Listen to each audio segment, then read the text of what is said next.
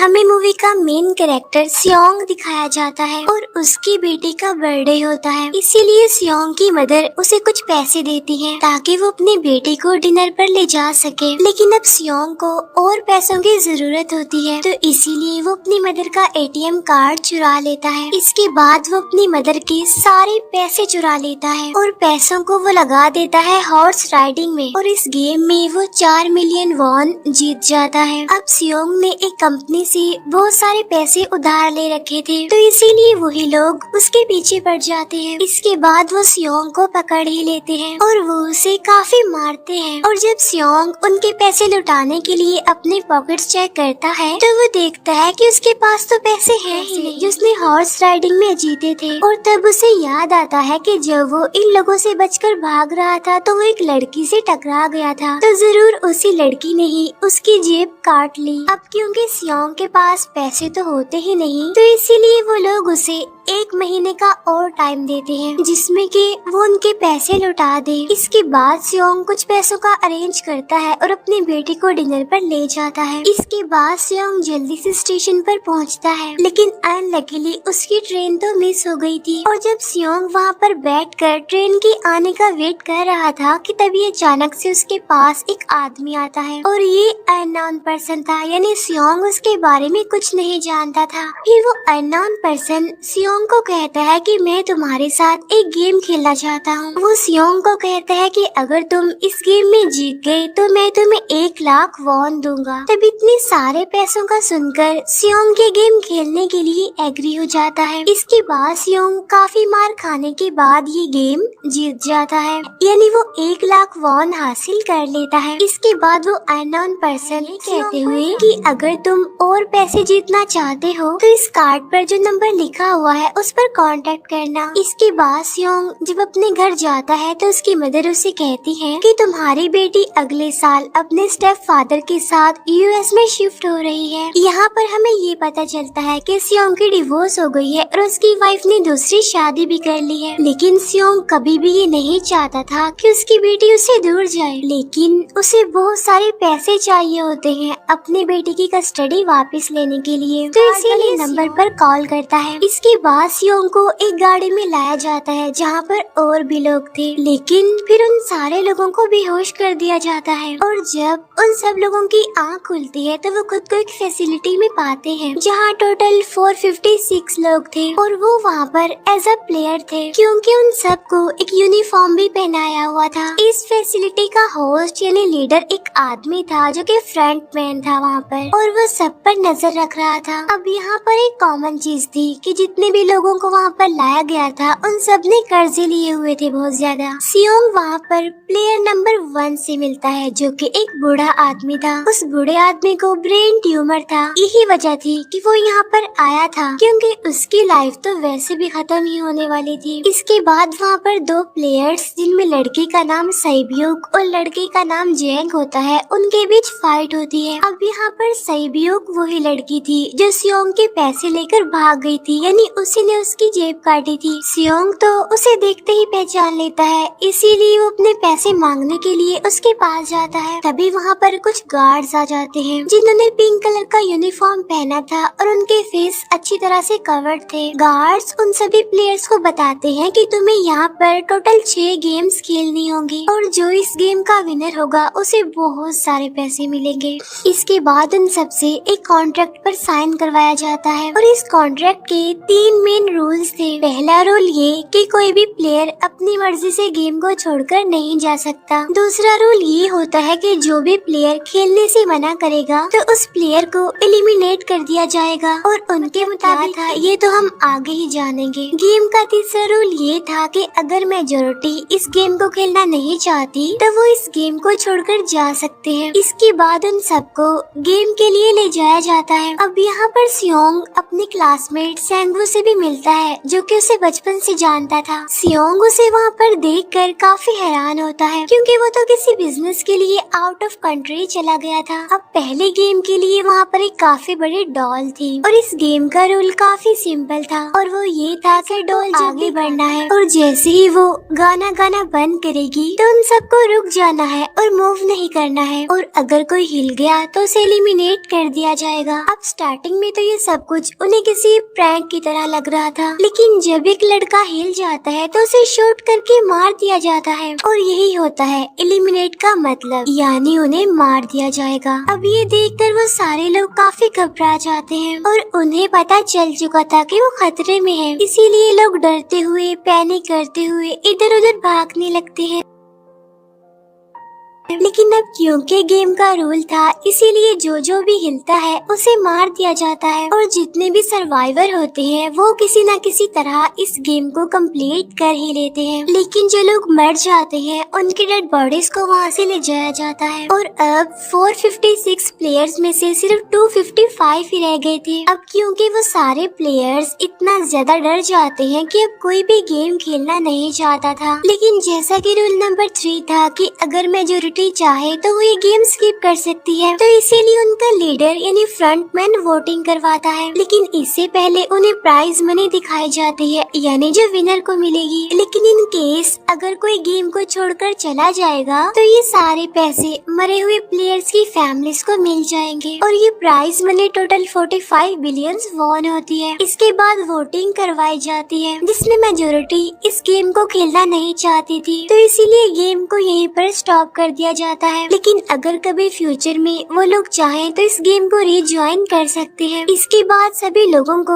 उनके घरों पर छोड़ दिया जाता है। नेक्स्ट डे सियोंग पुलिस स्टेशन जाता है और वहाँ पर वो पुलिस को सारी बात बता देता है, लेकिन उन लोगों को सियोंग की बातों पर यकीन नहीं होता और उल्टा वो लोग उसे पागल समझने लग जाते हैं। इसके बाद सियोंग उन्हें वही वाला कार्ड दिखाता है, लेकिन हैरान कर देने वाली बात तो ये है कि उस पर जो नंबर था वो रॉन्ग था। इसके बाद सियोंग जब घर जाता है तो उसकी मदर वहाँ पर नहीं होती। उधर सियोंग का क्लासमेट सेंगवू अपनी मदर को छुप कर देख रहा होता है और तभी वहाँ पर सियोंग भी आ जाता है। यहाँ पर सेंगवू अपसेट होते हुए सियोंग को बताता है कि मेरे ऊपर 6 बिलियन का कर्ज है। वो बताता है कि मैंने क्लाइंट्स के पैसे लेकर स्टॉक मार्जिन में लगा दिए थे, लेकिन अनलकीली वो सारे पैसे डूब गए। और तभी सियोंग के पास हॉस्पिटल से कॉल आती है। सियोंग की मदर का पाँव काफी इंजर्ड था, लेकिन डायबिटीज का ट्रीटमेंट ना होने की वजह से उनकी चोट और ज्यादा बढ़ गई। तब डॉक्टर सियोंग को बताते हैं कि तुम्हारी मदर का ट्रीटमेंट हो सकता है, लेकिन इसके लिए हमें इनका पाँव काटना होगा। लेकिन इस ऑपरेशन में बहुत सारे पैसे लगने वाले थे,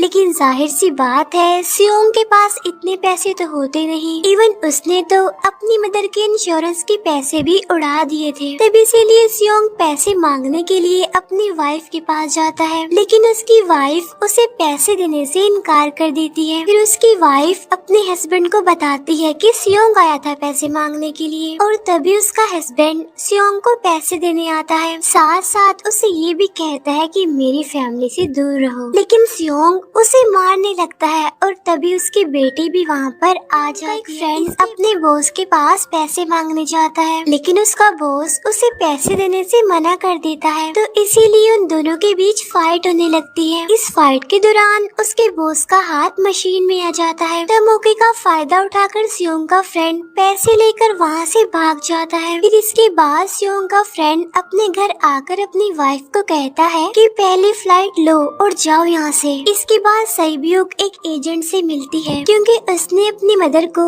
नॉर्थ एरिया से साउथ एरिया में लाना था। सईब्यूक वही लड़की जिसने सियोंग की जेब काटी थी, लेकिन यहाँ अपनी मदर को लाने के लिए सईब्यूक को बहुत सारे पैसों की जरूरत थी। अब सईब्यूक का एक छोटा भाई भी होता है जिससे उसने प्रॉमिस किया होता है कि मैं मदर को जरूर ले आऊंगी। इसके बाद हमें एक ऑफिसर दिखाया जाता है और इस ऑफिसर का भाई कुछ टाइम से मिसिंग था, इसीलिए वो ऑफिसर अपने भाई के घर जाता है, जहाँ उसे पता चलता है कि उसका भाई तो पिछले कुछ दिनों से अपने घर पर भी नहीं आया। और जब वो ऑफिसर घर को चेक कर रहा होता है तो उसे एक कार्ड मिलता है वहाँ पर, पर, और इस ऑफिसर ने सेम ऐसा ही कार्ड पुलिस स्टेशन में सियोंग के पास भी देखा था। सियोंग के पास जाकर उससे इस बारे में पूछता है, लेकिन सियोंग उसे कुछ नहीं बताता। इसके बाद सियोंग जब अपने घर जाता है तो उसे वो कार्ड दोबारा मिल जाता है वहाँ पर। अब सियोंग डिसाइड करता है कि वो दोबारा से उस गेम को ज्वाइन करेगा, इसीलिए सभी प्लेयर्स को एक शिप के पास ले जाया जाता है। इधर ही वो ऑफिसर भी गाड़ियों का पीछा करते हुए उस शिप तक आ जाता है। वो एक गार्ड को मारकर उसे पानी में फेंक देता है। इसके बाद उन सभी प्लेयर्स को एक आइलैंड पर मौजूद फैसिलिटी में लाया जाता है। अब यहाँ पर था कि अगला गेम कौन सा होगा और उसे कैसे खेला जाएगा। इसके बाद वो लोग अपनी अलग अलग टीम्स बना लेते हैं। रात को सैब्यूक और उसकी फीमेल फ्रेंड वॉशरूम जाते हैं। यहाँ पर सैब्यूक गार्ड्स की नजरों से बचते हुए उस फैसिलिटी को एक्सप्लोर करने लगती है। तभी वो देखती है कि गार्ड्स बड़े बड़े बर्तनों में कुछ बना रहे हैं, लेकिन अब क्योंकि गार्ड्स को शक हो जाता है तो एक गार्ड वॉशरूम्स को चेक करने के लिए आता है, लेकिन तब तक सैब्यूक वापस आ चुकी थी। इसके बाद सैब्यूक अपनी फीमेल फ्रेंड को सारी बात बता देती है जो उसने देखा था, लेकिन यहाँ पर सैंगवू उन दोनों की बातें सुन लेता है और वो इस बारे में सैब्यूक से पूछता है, जिस पर सैब्यूक बताती है कि वो बड़े बड़े बर्तनों में कुछ पका रहे थे। इसके बाद उन सभी प्लेयर्स को प्लेग्राउंड में लाया जाता है, जहाँ पर उनके सामने 4 शेप्स थी। 4 शेप्स में से उन्होंने किसी एक शेप को चूज करना था। अब यहाँ पर सैंगवू को पता चल जाता है कि गेम क्या है और क्या करना है हमें। सैंगवू सियोंग को बताता है कि सबने अलग अलग शेप्स को चुनना है। इसके बाद उन सभी को एक छोटा सा बर्तन दिया जाता है जिसमें की शेप्स बनी होती है। अब गेम उनकी ये होती है कि उन्होंने किसी तरह उस शेप को बाहर निकालना है बगैर डैमेज किए, लेकिन अगर शेप जरा से भी खराब हो गई तो उन्हें एलिमिनेट कर दिया जाएगा, यानी मार दिया जाएगा। अब यहाँ पर सैंगवू तो इजीली उस शेप को निकाल लेता है, लेकिन सियोंग इतना ज्यादा घबरा जाता है कि उसकी हालत खराब होने लगती है, लेकिन फिर वो किसी न किसी तरह करके इस गेम को भी जीत लेता है। इसके बाद उन सबको वापस से रूम में लाया जाता है। अब यहाँ पर 187 प्लेयर्स वापस आए थे, जिनमें से अब सिर्फ इसके बाद उन सबको खाने के लिए ले जाया जाता है, लेकिन खाने की वजह से जैंग की एक लड़के से फाइट हो जाती है, जहाँ पर जैंग उस लड़के को इतना ज्यादा मारता है कि वो मौके पर ही मर जाता है। इधर ही हम देखते हैं कि उन प्लेयर्स में से एक डॉक्टर होता है जो गार्ड्स के साथ मिलकर मरे हुए लोगों के ऑर्गन्स निकाल कर उन्हें चाइनीज को बेचने का काम करता है। इसीलिए जब भी डेड बॉडीज को ले जाया जाता है तो वो डेड बॉडीज को गायब कर लेते हैं, क्योंकि ये सब कुछ एक प्लान के अकॉर्डिंग चल रहा था, क्योंकि ये सारा कुछ फ्रंट मैन से छुप कर हो रहा था। यही वजह थी कि कंट्रोल रूम में भी उन्होंने अपना ही एक आदमी बिठाया हुआ था जो कि उन लोगों की सारी वीडियो फुटेज डिलीट कर देता था, और गार्ड्स तो डॉक्टर को गेम के बारे में पहले ही बता देते थे ताकि वो सरवाइव कर सके। यहाँ पर एक गार्ड उसी प्लेयर डॉक्टर को बताता है कि आज हमने प्लेयर्स को जानबूझकर खाना कम दिया है ताकि वो आपस में लड़ने लगे, जिससे होगा ये कि सारे वीक प्लेयर्स गेम से आउट हो जाएंगे। साथ ही गार्ड डॉक्टर को अपनी अगली गेम के बारे में बता देता है। अब 30 मिनट के बाद वहाँ पर लाइट्स ऑफ होने वाली थी। अब यहाँ पर सैंगवू को पता था कि सियोंग की टीम जरूर कोई उल्टा काम करेगी, इसीलिए वो उस टीम को अपने पास बुलाकर उन्हें रिलैक्स रहने के लिए कहता है। उधर वो जो डॉक्टर प्लेयर होता है वो जैंग की टीम में शामिल हो जाता है। यहाँ पर डॉक्टर जैंग को बता देता है कि अगला गेम क्या होने वाला है। इसके बाद लाइट्स ऑफ हो जाती है और जैंग अपनी टीम के साथ मिलकर बाकी सभी को मारने लगता है। जैंग एक लड़की को मारकर सैब्यूक को मारने जाता है, लेकिन तभी सियोंग उसे बचा लेता है। इसके बाद गार्ड्स वहाँ पर आकर उन सभी को रोक लेते हैं और अब टोटल 80 लोग रह गए थे। इसके बाद उन सभी को तीसरे गेम के लिए ले जाया जाता है और यहाँ पर उन्हें 10-10 प्लेयर्स की एक टीम बनाने के लिए कहा जाता है, और वो लोग ऐसा ही करते हैं, अपनी अपनी टीम बना लेते हैं। अब क्योंकि जैंग को अगली गेम के बारे में पहले ही पता होता है, इसीलिए वो सैब्यूक की फीमेल फ्रेंड को अपनी टीम में नहीं रखता और वो अपनी टीम में सिर्फ मर्दों को ही रखता है। इसके बाद सेंगवू भी अपनी एक टीम बना लेता है। अब क्योंकि उन्हें एक प्लेयर की जरूरत थी तो इसीलिए सेबियो की फीमेल फ्रेंड उनके टीम में शामिल हो जाती है। और ये गेम असल में टग ऑफ वॉर का होता है, यानी उन्होंने अपने सामने वाली टीम को नीचे गिराना था। इसके बाद गेम स्टार्ट हो जाती है और जैंग की गेम बड़ी आसानी से इस गेम को जीत लेती है। इसके बाद बारी होती है सेंगवू की टीम की। तब प्लेयर नंबर 1 यानी वो बूढ़ा आदमी कहता है कि मैंने अपनी जिंदगी में बहुत सारी टग ऑफ वॉर्स खेल रखी है, इसीलिए वो उन सबको गाइड करता है कि इस गेम को कैसे जीतना है। तो इसीलिए वो लोग किसी न किसी तरह करते हैं। फिर दिखाया जाता है कि 30 मिनट के बाद दोबारा से लाइट्स ऑफ हो जाएंगी, जिस पर सेंगवू उन सबको कहता है कि रेडी रहना। तो इसीलिए वो डिसाइड करते हैं कि एक एक करके हम पहरा देंगे। अब जैंग की टीम में एक से बढ़कर एक चालाक प्लेयर था, तो इसीलिए जैंग को डर होता है कि कहीं उसकी टीम उसे ही साइड पर न लगा दे, यानी उसे ही अपने रास्ते से न हटा दे। दूसरी तरफ डॉक्टर और गार्ड्स मिलकर डेड बॉडी की ऑर्गन्स निकाल रहे होते हैं और इन ऑर्गन्स को डिलीवर करने जाना था गार्ड नंबर 28 एंड 29। तब वो सभी एक डेड बॉडी के बारे में बातें करने लगती हैं जिसकी सिर्फ एक किडनी थी और वो उसे ज़ॉम्बी कह रहे थे। अब यहाँ पर जो गार्ड नंबर 29 था, यानी जिसने वो ऑर्गन्स डिलीवर करने जाने थे, वो कोई और नहीं बल्कि वो ऑफिसर था जो गार्ड के बेस में वहाँ पर आया था। और ये सब बातें सुनकर उसे शक होता है कि शायद ये लोग मेरे भाई की बात कर रहे हैं, क्योंकि उसकी भी एक ही किडनी थी। इसके बाद नंबर 28 और 29 यानी वो ऑफिसर ऑर्गन्स को डिलीवर करने के लिए चले जाते हैं। रास्ते में वो ऑफिसर नोटिस करता है कि टनल में तो बॉम्ब लगा हुआ है। तब नंबर 28 उसे बताता है कि जब हम यहाँ से बाहर निकलेंगे तो इस जगह को ब्लास्ट कर दिया जाएगा। अब यहाँ पर वो ऑफिसर नंबर 28 से और इन्फॉर्मेशन लेने की कोशिश करता है, इसीलिए नंबर 28 को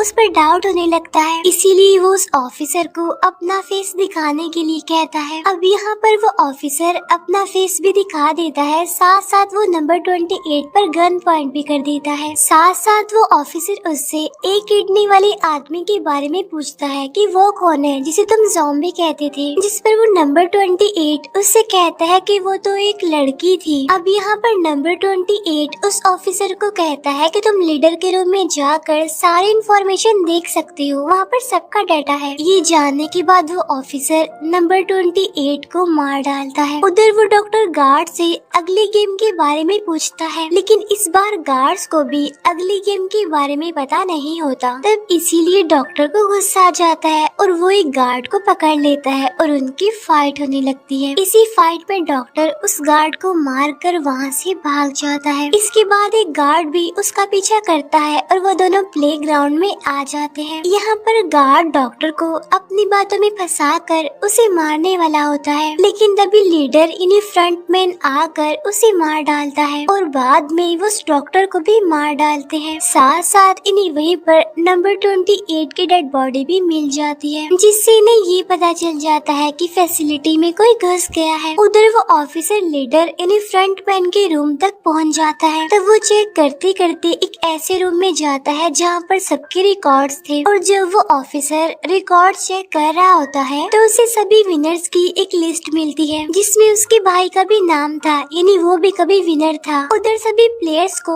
4th गेम के लिए ले जाया जाता है, जहाँ पर उन सबको अपना अपना पार्टनर चुनने के लिए कहा जाता है, और वो प्लेयर्स करते भी ऐसा ही है, अपना अपना पार्टनर चुन लेते हैं। सेबियो की फीमेल फ्रेंड भी अपना पार्टनर ढूंढने की कोशिश करती है, लेकिन कोई भी उसका पार्टनर बनने को तैयार ही नहीं था। इसके बाद सभी प्लेयर्स को 10-10 मार्बल्स दिए जाते हैं। असल में ये गेम ऐसी होती है कि एक प्लेयर को अपने पार्टनर से सारे मार्बल्स लेने होते हैं बगैर कोई जोर जबरदस्ती किए, और जो दूसरा पर्सन होगा यानी जिसके पास मार्बल्स नहीं होंगे उसे मार दिया जाएगा। फिर सेंगवू और सियोंग का फ्रेंड ऑड और इवन का गेम खेलते हैं, जिसमें कि उन्होंने गेस करना था कि सामने वाले के हाथ में कितने मार्बल्स हैं। अब यहाँ पर सियोंग का फ्रेंड फ्रेंड सेंगवू के सारे मार्बल्स जीत जाता है, जिसकी वजह से लास्ट में सेंगवू के पास सिर्फ एक ही मार्बल बचता है। अब क्योंकि सेंगवू को पता चल चुका था कि अब वो बच नहीं पाएगा, इसीलिए वो सियोंग के फ्रेंड को अपनी बातों में फंसा कर उसे ये यकीन दिलाता है कि अगर हम में से कोई भी हार गया तो हारे हुए लोगों का मैच दोबारा करवाया जाएगा। अब यहाँ पर सेंगवू धोखे से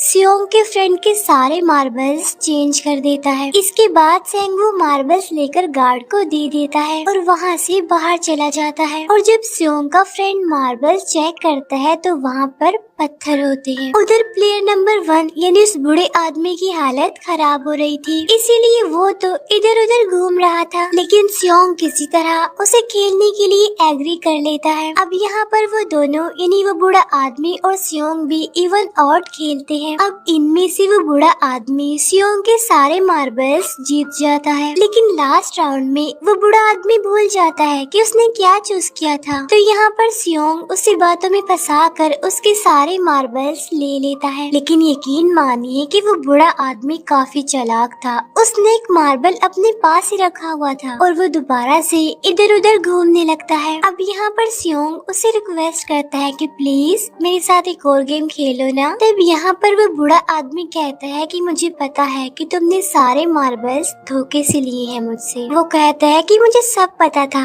बस मैं पागल बनने की एक्टिंग कर रहा था। तभी सुनकर सियोंग को उस पर तरस आ जाता है और वो उसे ही सारे मार्बल्स दे देता है। उसके बाद सैब्यूक और उसकी फीमेल फ्रेंड भी गेम खेल रहे होते हैं। उनकी गेम ये होती है कि जो मार्बल्स को दीवार के ज्यादा करीब फेंकेगा वो ही जीतेगा। पहले सैब्यूक अपने मार्बल्स फेंकती है, लेकिन जब सैब्यूक की फ्रेंड की बारी आती है तो वो अपने सारे मार्बल्स फेंक देती है। लेकिन जब सैब्यूक ये देख लेती है तो वो अपने फ्रेंड को दोबारा फेंकने के लिए कहती है, जिस पर उसकी फ्रेंड कहती है कि नहीं सैब्यूक, मैं बिल्कुल अकेली हूँ, मेरे पीछे तो कोई भी नहीं है, लेकिन अगर तुम्हें कुछ हो गया तो ये अच्छी बात नहीं है। तुम्हारे पीछे तुम्हारा छोटा भाई है, तुम्हारा वेट कर रहा है वो। और इसी वजह से सैब्यूक की फ्रेंड को मार दिया जाता है। इसके बाद उन सब की डेड बॉडीज को वहाँ से ले जाया जाता है। इसके बाद वो सब वापिस से रूम में आ जाते हैं। यहाँ पर जैंग देखता है कि सैब्यूक की वो वाली फ्रेंड तो अभी तक जिंदा है, जो कि बड़ी आराम से बैठी हुई थी। अब यहाँ पर हमें पता चलता है कि सैब्यूक की ये वाली फ्रेंड जैंग की भी फ्रेंड थी, लेकिन अब क्योंकि उन दोनों के बीच किसी बात को लेकर क्लैश चल रहा था तो इसीलिए जैंग की वो फ्रेंड उसे बुली करने लगती है। इसके बाद फ्रंटमैन को एक डेड बॉडी के पास उस ऑफिसर का आईडी कार्ड मिल जाता है। तभी फ्रंटमैन को पता चलता है कि उसके सारे वीआईपीज आ चुके हैं, तो इसीलिए फ्रंटमैन उन्हें लेने के लिए चला जाता है। फिर सारे वीआईपीज को उनके रूम में लाया जाता है। इसके बाद फ्रंटमैन वीआईपीज के आने के बारे में एक और आदमी को जाकर बताता है और यही आदमी मेन होता है। और ये कौन होता है हम ये आगे जानेंगे। फिर नेक्स्ट डे उन सबको 5वीं गेम के लिए लाया जाता है, जहाँ पर 1 से लेकर 16 तक नंबर पड़े होते हैं और वो सभी प्लेयर्स अपना अपना नंबर ले लेते हैं। नंबर का मतलब ये था कि जो नंबर भी एक प्लेयर पर आएगा उसके मुताबिक ही उसकी बारी आएगी। अब यहाँ पर लास्ट में पहला और आखिरी नंबर रह जाता है, यानी 1 और 16। तो यहाँ पर सियोंग कंफ्यूज हो जाता है कि उसे कौन सा नंबर चूज करना चाहिए। अगर उसने पहला नंबर लिया तो वो फंसेगा और मरेगा, क्योंकि उसे नहीं पता कि गेम क्या है। और अगर लास्ट नंबर लेगा तो क्या पता उसकी बारी ही ना आए, टाइम कम रह जाए। और तभी वहाँ पर एक आदमी आ जाता है और वो सियोंग को कहता है कि मुझे पहला नंबर चाहिए, क्योंकि मैं अपनी जिंदगी में कभी भी फर्स्ट नंबर पर नहीं आया। फिर इसके बाद उन्हें गेमिंग रूम में लाया जाता है। अब इस गेम का रूल ये होता है कि दिए हुए टाइम में उन्हें ब्रिज की दूसरी साइड पर जाना है। अब इसके बीच में 2 तरह के ग्लास लगे होते हैं, एक तो होता है आम ग्लास और एक होता है टेम्पर्ड ग्लास। आम ग्लास पर पाँव रखते ही वो टूट जाएगा और वो लोग नीचे गिर जाएंगे। इसके बाद गेम स्टार्ट हो जाता है और वो लोग एक एक करके मरने लगते हैं। फिर एक टाइम ऐसा आता है जब जैंग सबके सामने होता है और वो आगे ही नहीं बढ़ रहा होता। अब उनके पास एक ही रास्ता था, या तो वो आगे जाए, ये सारे ही मर जाए। और तभी जैंग के सामने उसकी वही फ्रेंड आ जाती है जो उसे बुली कर रही थी, और वो जैंग को कहती है कि मैंने तुम्हें कहा था कि जिस दिन तुमने मुझे धोखा दिया मैं तुम्हें मार दूंगी। इसके बाद वो जैंग को पकड़ लेती है और उसे लेकर नीचे कूद जाती है, जिसकी वजह से उन दोनों की मौत हो जाती है। अब वहाँ पर एक आदमी था जो कि ग्लास कंपनी में काम करता था और उसे पता था कि टेम्पर्ड ग्लास कौन सा है, लेकिन जब फ्रंट मैन को इस बात का पता चल जाता है तो वो लाइट्स ऑफ करवा देता है ताकि वो ग्लास को पहचान ही ना पाए। अब लास्ट में एक ही स्टेप बचता है और उनके पास तो टाइम ही नहीं था, इसीलिए सेंगवू उस आदमी को धक्का दे देता है। तो यहाँ पर सेंगवू, सियोंग और सैब्यूक ब्रिज को पार कर लेते हैं, लेकिन ग्लास टूटने की वजह से उन्हें काफी चोट लग जाती है, खास तौर पर सैब्यूक को।